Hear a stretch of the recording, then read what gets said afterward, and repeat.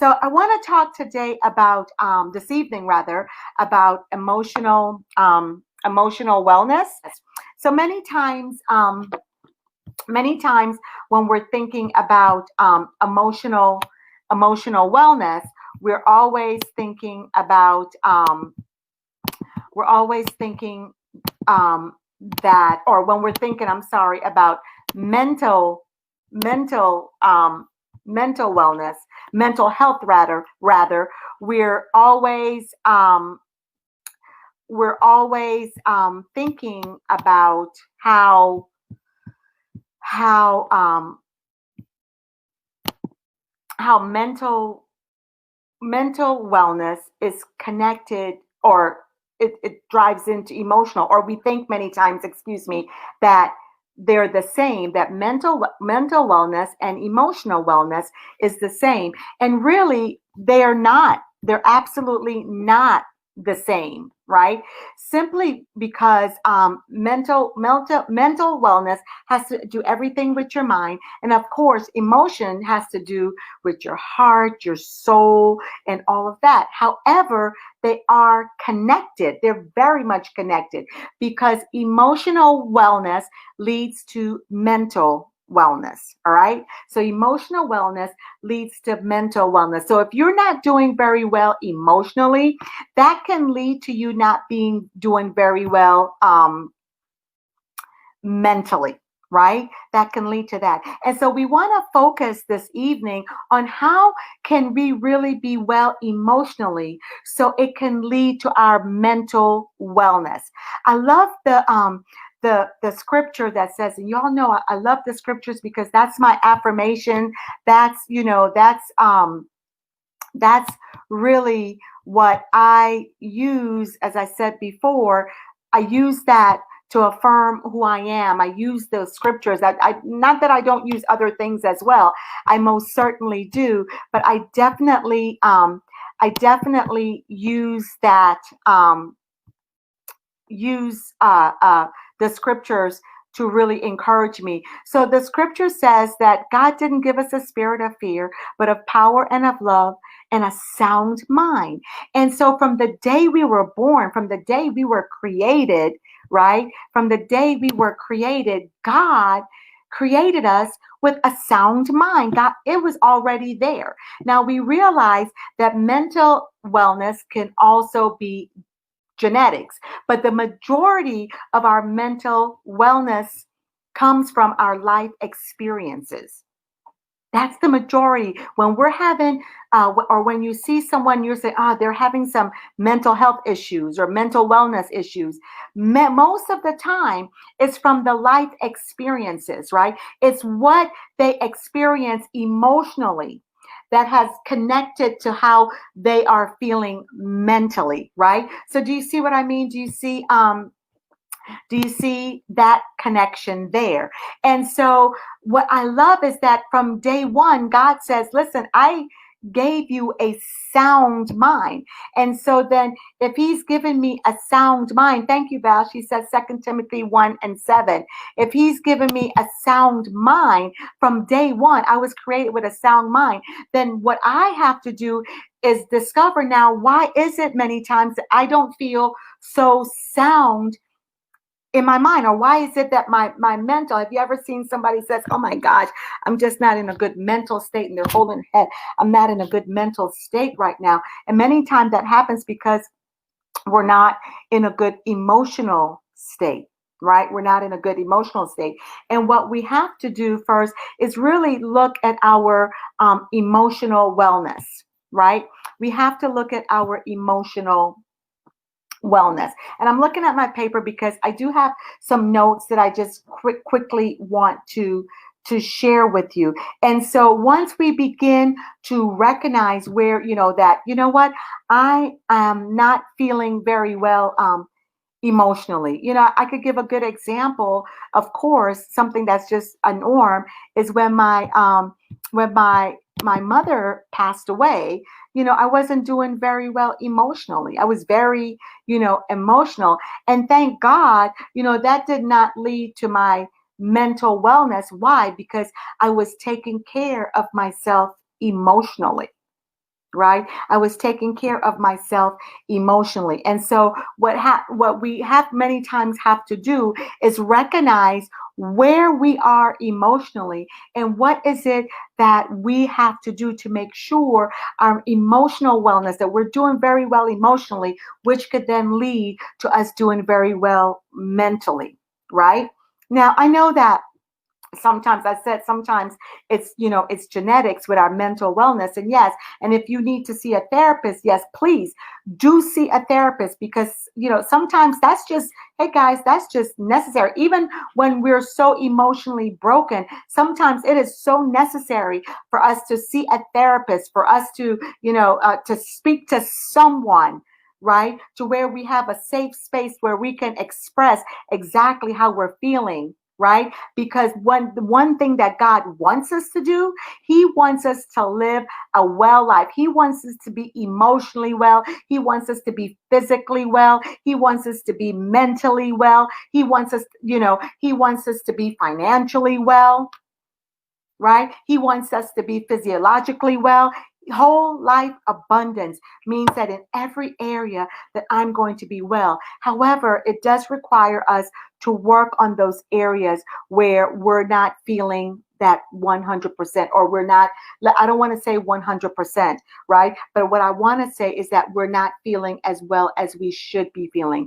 And many times that just requires us making some choices, and then it requires us making some needle point moves. I love that. Needle point moves. Why? Because that means it's just little moves, little steps that you have to take. So then learning how to maintain our emotional wellness goes along with helping our mental wellness.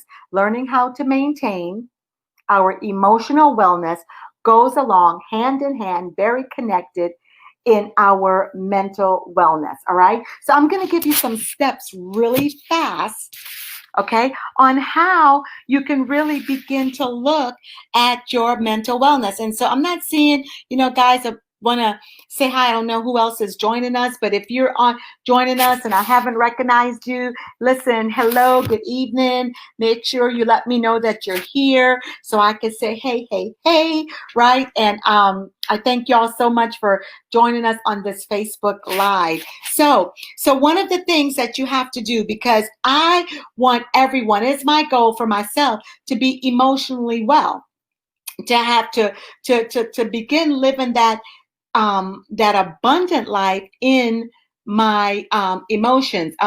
Valerie, yes, thanks, Valerie. Learning to maintain our emotional wellness is paramount to keep us mentally well.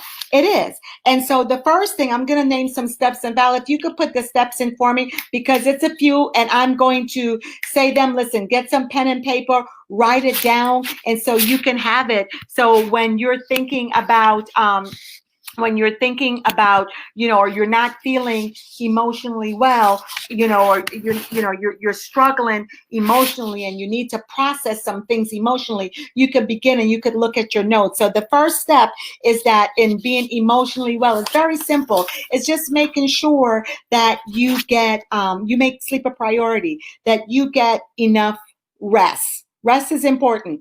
And so research says that you should get at least 7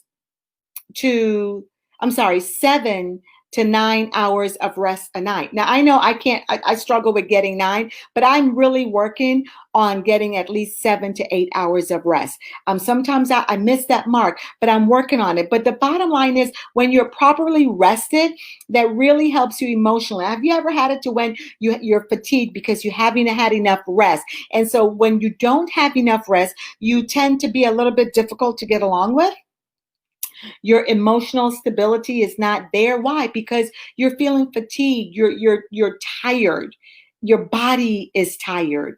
And believe it or not, when you're feeling tired emotionally, your body begins to feel that. It's very evident in your body, just as if you were feeling emotionally well, right? It enters into your body. It enters into your body, and you can really feel it. So, number one, get enough rest. Make that a priority and really schedule and say, okay, I need to get at least between 7 and 9 hours of rest a day. And even if you're not there right now, begin to work on that, right? And then number two, this is a hard one for me, guys.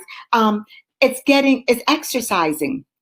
It's exercising. Now, when you exercise now, it doesn't mean that you have to go to the gym. You could just get outside and walk. I know that I don't do it on a regular basis, and I have to tell you, exercising is something that I do need to do on a regular basis. In terms of, I try to get it in maybe 2, sometimes 3 days a week. I've been trying to do water aerobics. Lately, Georgia said, does taking a nap count? Not really, because you want to have that consistent sleep, that you want to have those hours of sleeping, right? And so now, cat naps can give you a boost, but it's really healthy for you to rest your body and making sure that you get those consistent hours of sleep. But hey, you work towards that. I know sometimes it's hard when you have young children, but you work towards that, getting them down to bed early so you can get into bed early, right? So yeah. So number two, as I said, was exercising. And so even if you're just walking. And so many times I'm not feeling well emotionally, one of the things I will do is I'll just go walking, because I'll walk and I will pray, I will talk to God, and I begin to process my emotions. And so again, research shows, I'm going to read it, that when you walk, when you do any type of physical exercise, your brain releases hormones that will boost your mood. And listen, when I walk, especially when I'm feeling, emotional, when I'm feeling stressed, which, hits to your emotional, I begin to walk, because I find that many times when I'm feeling very emotional, that it affects my mental stability. And so I've got to make sure that I maintain it and I bring it back to where I need it to be. And so I will go on that walk, or I will go, let's say, and do water aerobics, or one of the other things, and I'll talk about that a little later, is I'll begin to do deep breathing exercises. So make sure that you get exercise. And by the way, if you exercise, if you just go walk, even if you're in your room, you walk in place, whatever it is, that will also help you to sleep better at night. And so again, that's something that, hey guys, I'm working on it. And so everything that I'm telling you tonight, I am working on these things myself, because I'm certainly not going to tell you and I'm not working on it. So number two is exercising. Val says that when you exercise, your brain will release hormones. Your brain will release hormones. So change that R to to brain, right? And to boost your moods, those endorphins. And so make sure you get that out. And then of course, number three, what is number three? Number three is, let's see, I don't have number three. Okay, so number three is that you want to make sure that you volunteer your time, right? Volunteering, by the way, is excellent, right? Volunteering is excellent, right? And someone says, volunteering, why? Why would you want to volunteer? Well, many times especially if you're at home a lot, when you go out and you're serving others, you're volunteering your time, that really helps you, guys. That helps you shift your emotions to something else. Shift your emotions to someone else. And so I want to encourage you that, go and volunteer your time, right? Somewhere. Go help somebody else, right? I don't know, maybe going to the nursing home, or, I know that with COVID, those, you may be saying, well, how can I volunteer my time during this time of COVID-19?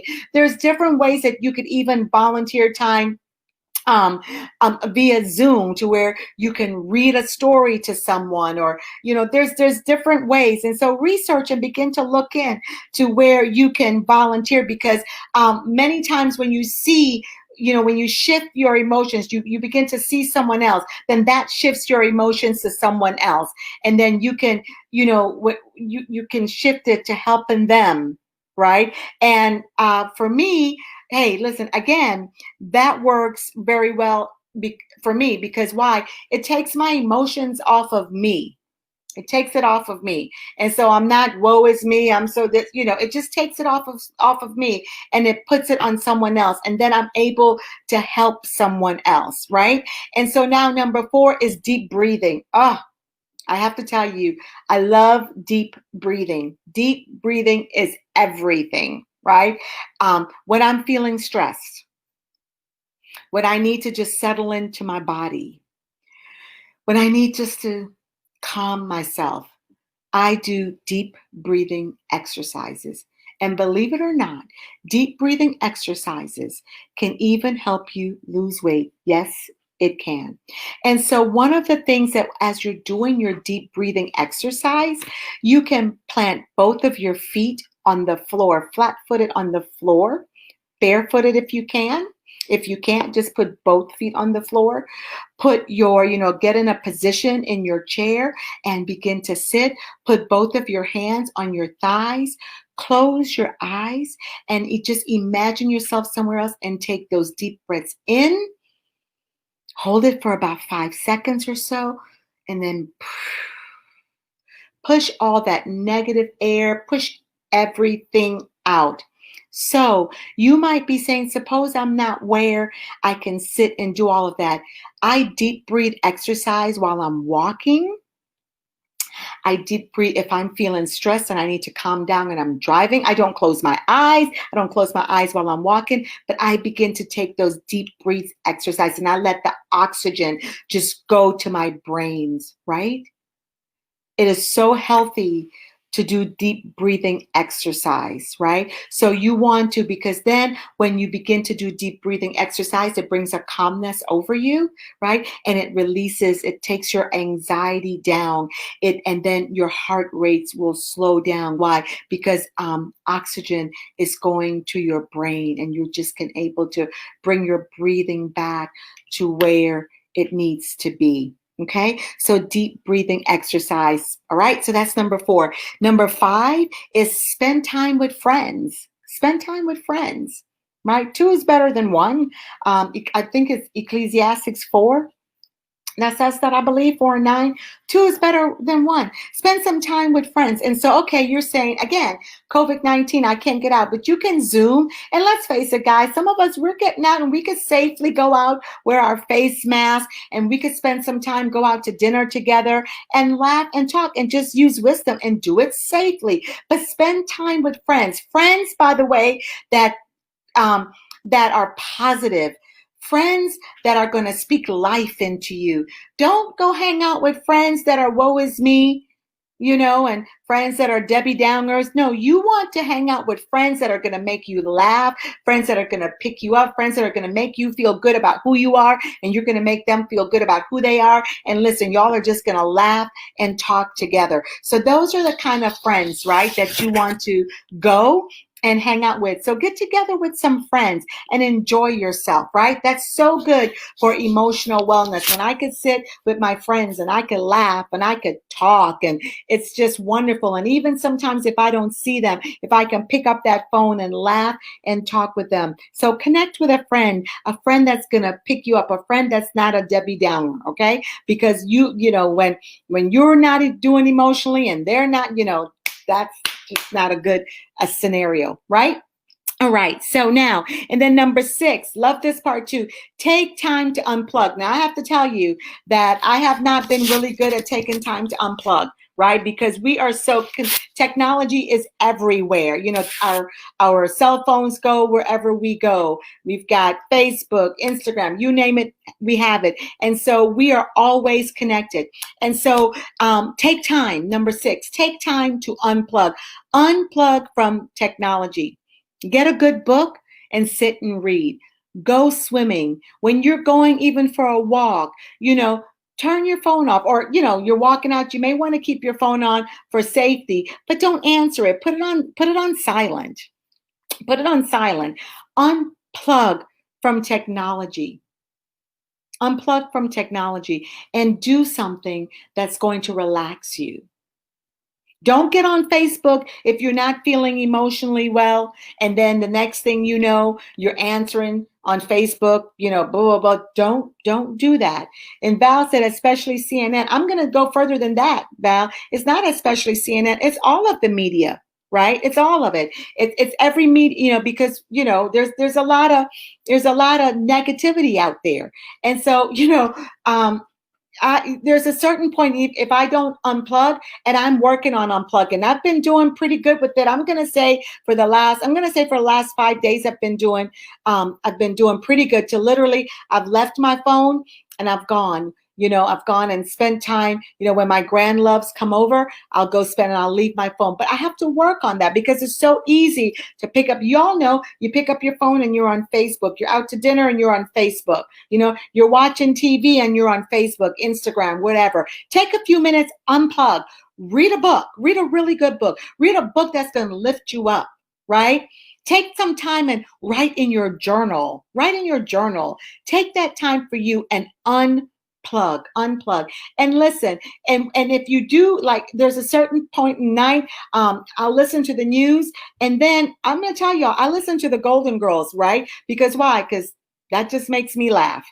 To me, that's a no-brainer. I'll listen to Hallmark. I know Hallmark's like, oh, you always know the outcomes of the stories. Yes, you do. But I love it because that's the way it allows me just to think freely, to think positively, right? So take some time to unplug. And then number 7, I just mentioned it a second ago about journaling. Begin to journal. Journaling is so good, and so begin to write down how you're feeling, journal your emotions. How are you feeling? It's so good to be able to write down, because when you're writing down how you're feeling, you're able to process it more. You're able to really see what you're saying. And then even as you're processing it, you may even discover some things about yourself. So number 6, take time to unplug. And then number 7, you want to journal. Journal what's going on in your life, right? Journal your emotions. Write it down, right? And then number 8, get organized. Yeah. Listen, because many times, if you're not organized and things are all over the place, you can get stressed. You can get this. Things are piling up. You're trying to multitask, which, by the way, multitasking is a myth. Try not to multitask. Do one thing at a time. Focus on that one thing at a time. But get organized.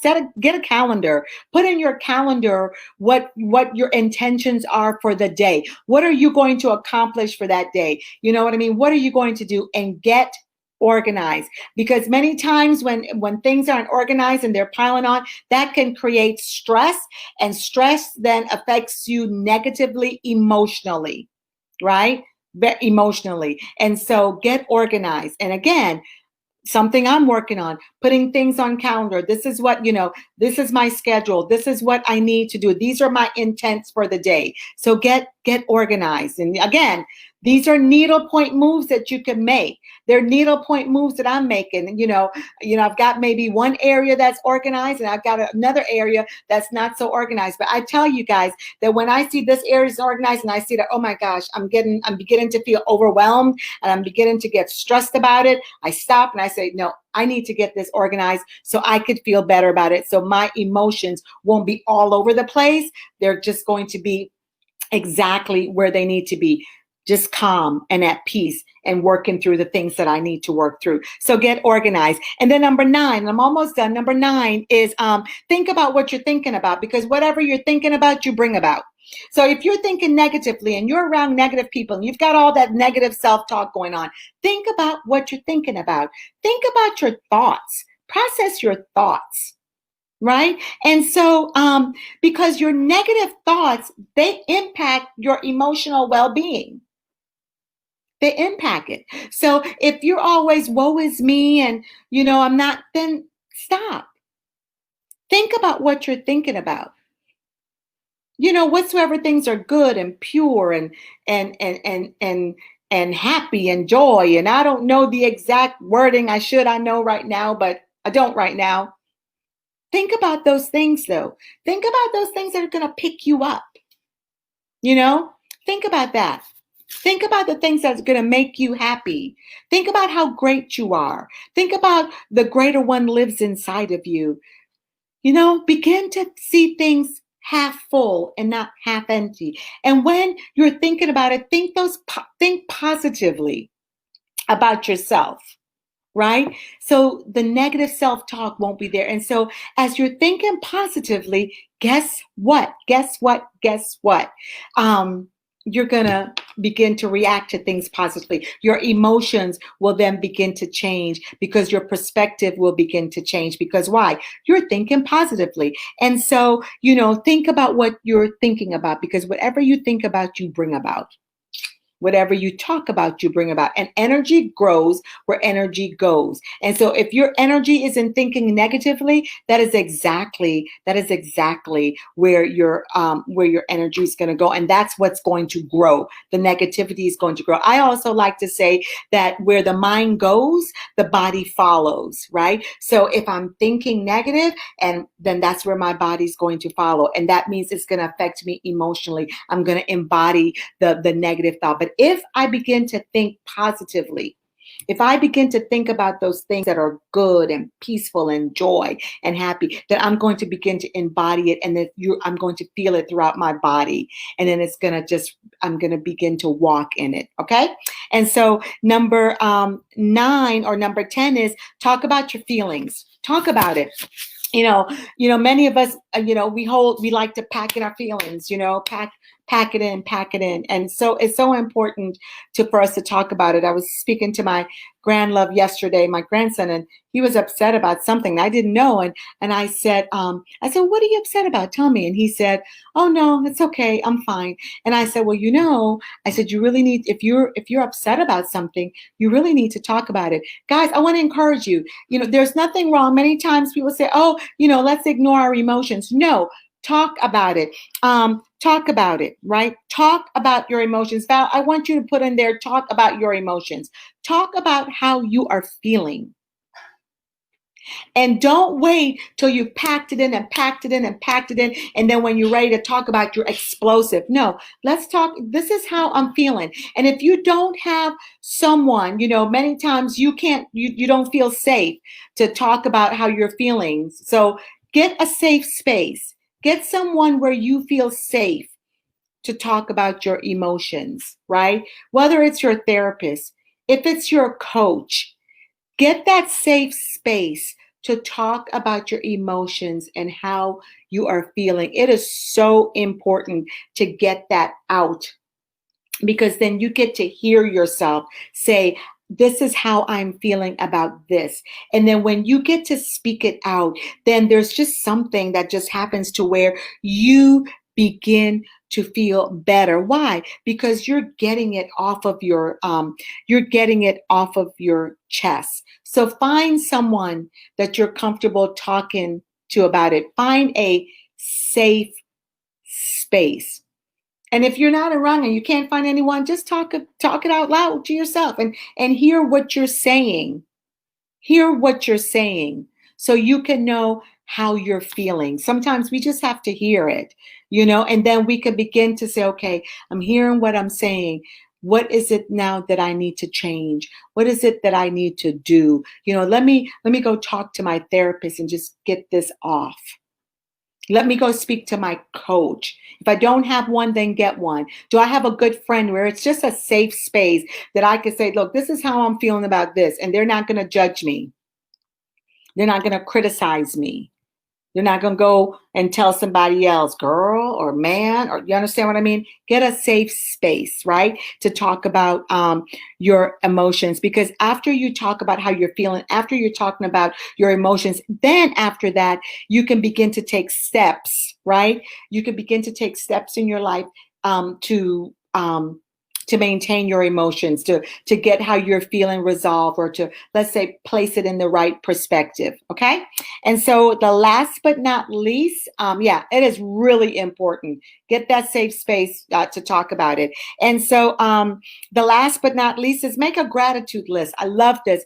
Write down, what is it that you're really grateful for? Begin to, in your emotions, begin to think about What is it that you're grateful for? Or how about even this? Do a gratitude jar and begin to put things in your jar that you're grateful for. And at the end of the year, let's say, you could open up your gratitude jar and you could begin to look at the things that will remind you, oh yeah, during COVID, this is what happened and this is what I was grateful for. And this will help you to get rid of your negative. If there's any negative self-talk, it helps to get rid of the negative self-talk, right? So you want to make a gratitude list, right? So I'm sorry, guys, I haven't been posting the steps. Make that gratitude list, right? And write or do a gratitude jar and write exactly what you're thinking about, or what you're grateful for, what you're thankful for. You know what I mean? And that will begin to change. Again, my mom just passed away, but I'm so grateful for the years I had with her. I'm so grateful for the time, even in her last days, that I got to spend with her.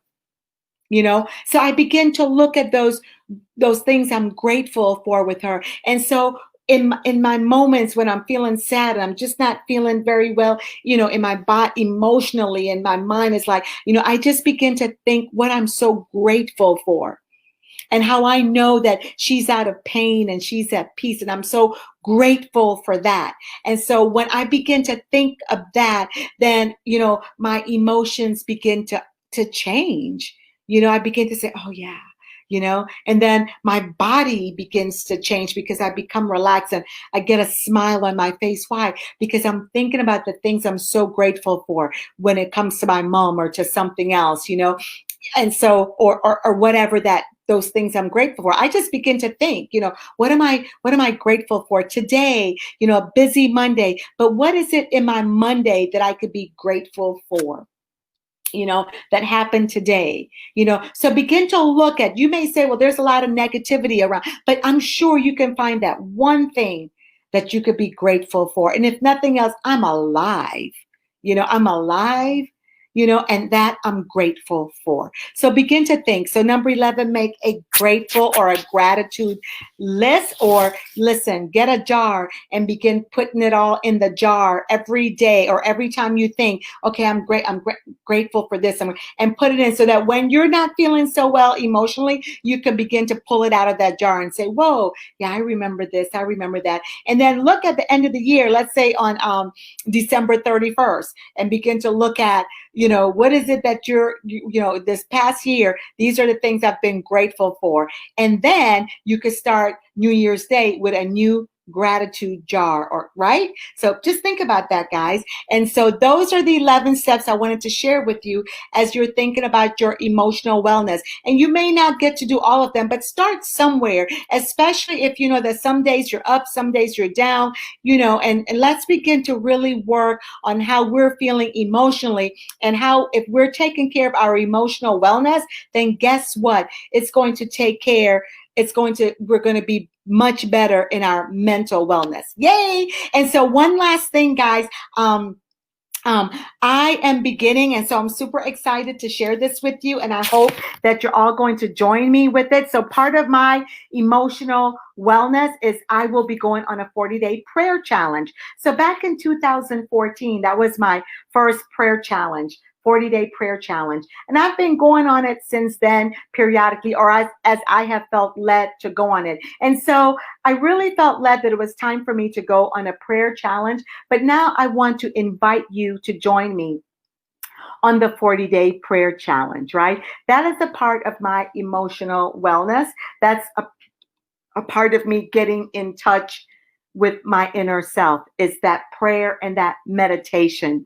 And so I want to invite you. I'm going to begin August 25th, and the last day will be October 3rd. So Val, can you put that, the prayer challenge, the 40-day prayer challenge, August 25th to October 3rd. When I first did this back in 2014, oh my gosh, so many things happened. Our house caught on fire, but thank God our daughter and our dog was safe. And there were so many things. We had to move into a hotel for several months, and there were just all kinds of challenges. And I said, you know what?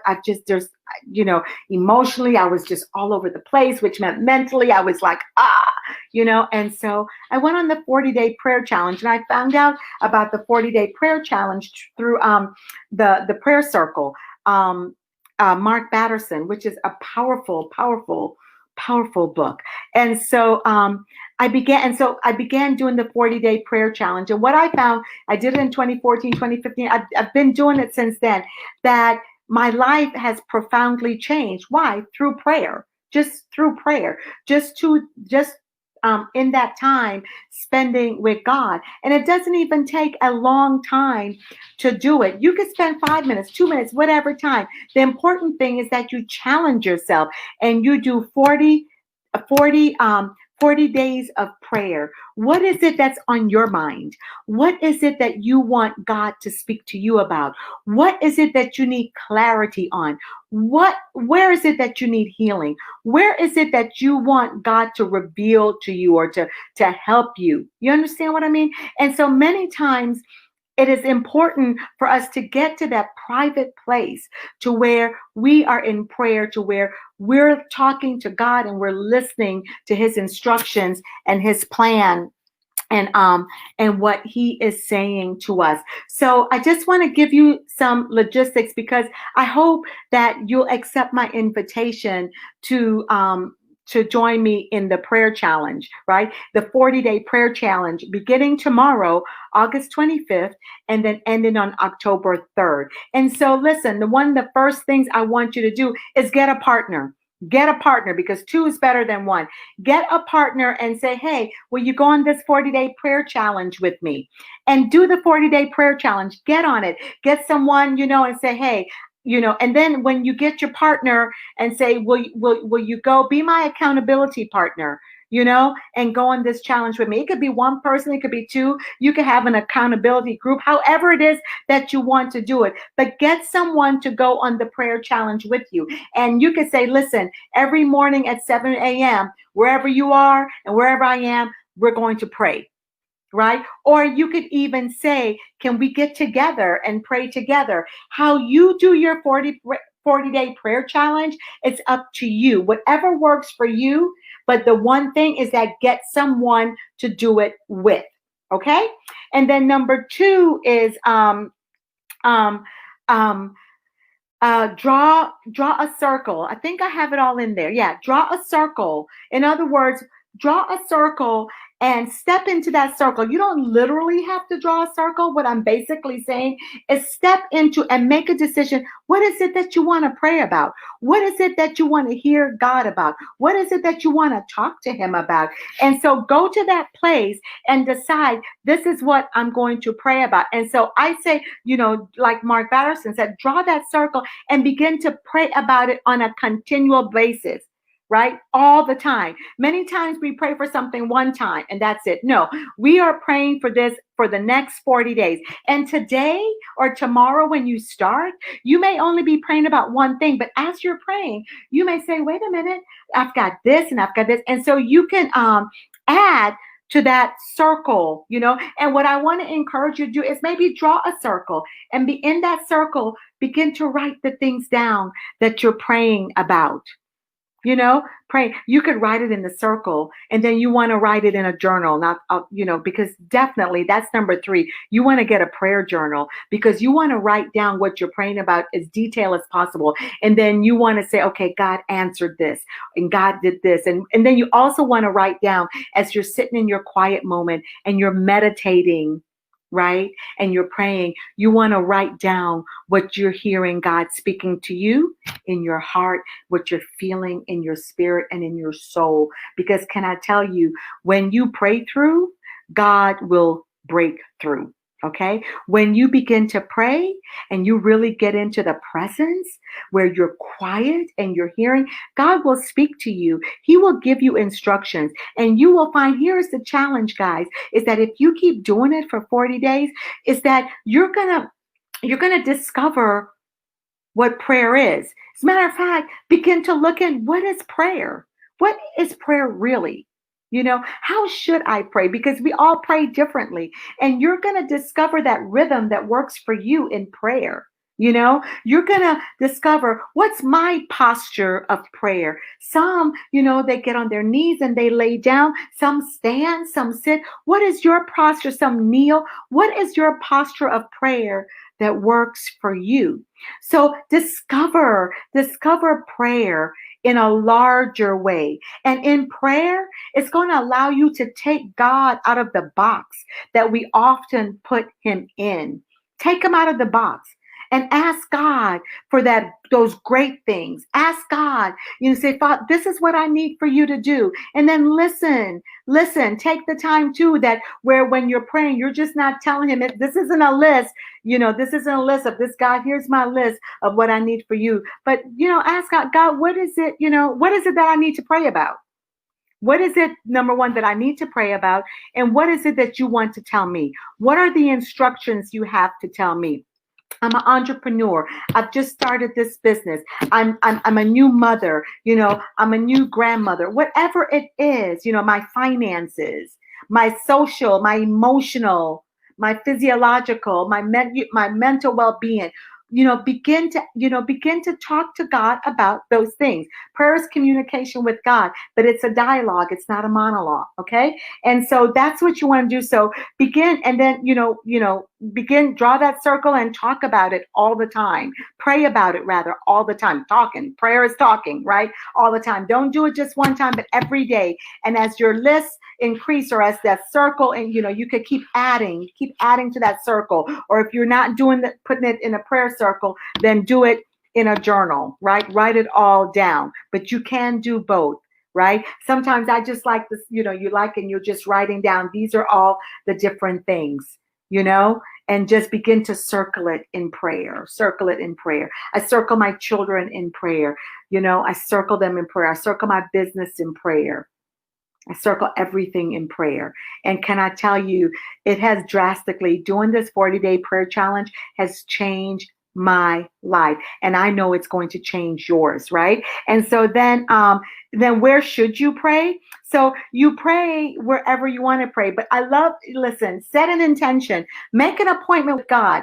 Because many times if we don't set an intention, if we don't make an appointment, then it's not going to happen. So we tend to set appointments. I have a calendar for everything. I set my appointments. I set my intentions for the day. And so now add, this is what time I'm going to be praying every day. And, this is the time I'm going to meet God. And this is the place I'm going to meet God. So you make a decision.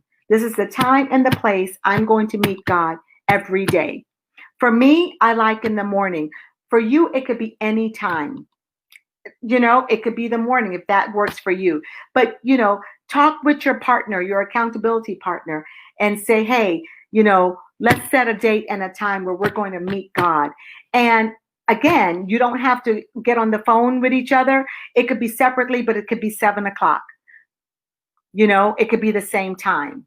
However you want to do it. And you can say, let's get together once a week and let's pray together. Wouldn't that be wonderful? And so what I also add in to my 40-day prayer challenge is the powerful 30, right? Because listen, I make sure that I, spend that 10-minute in prayer and meditation. Spend that 10 minutes reading, scriptures or whatever your devotional is, whatever encourages you, your affirmations. Spend that 10 minutes, and then spend that 10 minutes listening to music that's going to uplift you. And so if you have time, do that powerful 30. If you can't do the whole powerful 30, hey, do a powerful 10. What works for you? Because the importance is that you're going on a prayer challenge. You're going on a 40-day prayer challenge, and you want to be consistent with your prayer challenge. All right. So that is it, guys. Thank you so much. I've kept you way longer that I wanted to keep you, but I just wanted to get that out there. And listen, I want to encourage you to connect with me. Go to my Facebook page, my website, www.fddwomen.com, and check out the website and connect, and let's talk. If you're interested in coaching, make sure that you go to the website and then do /take action. I think Val is going to put it in there for me. And so get it. And if you haven't gotten my book, Why Stepping into Purpose, listen, I've been getting great reviews. I'm so grateful to God for what he's done. And so with this book, it has really blown my mind. And so, yeah, get the book and give me your feedback. Give me your feedback. I love you guys. Thank you so much. For spending this time with me. You are great. You are wonderful. I appreciate you. Make sure you share this with others. And for those who will be coming on the replay, click the replay. It's also going to be posted on YouTube. And I promise you next time it's not going to be so long, but I guess I just had so much to share this time. I'll make sure next time I break up the emotional wellness into parts. How about that? Because we are going to be talking about it again. I'm going to do some different things with it. Love you guys. Take care. God bless. Woo. Bye-bye.